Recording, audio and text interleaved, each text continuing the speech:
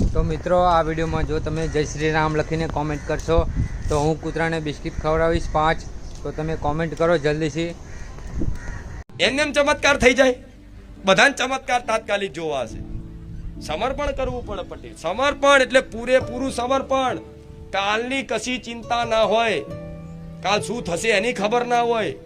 મન તો કલ્પના કરે કાલ આવું થઈ જશે તો, કાલ આમ થશે તો, કાલ આમ થશે તો આ બધી મનની કલ્પનાઓ કાપી સંદેહો કાઢી અને ભરોસે બેહી રહેવું પડે કે ના હું મારી માના ભરોસે છું, રામ નામના ભરોસે છું.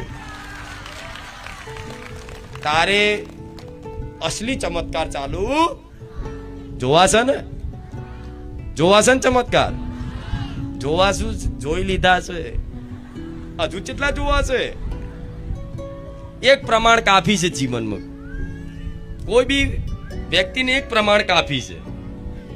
અહીંયા આવવાથી કોને કોને પ્રમાણ મળ્યા? કોઈ બાકી નહીં. જોજો કોઈ બાકી જ ના હોય. જે 2 રવિવાર 5 રવિવાર, અરે રવિવાર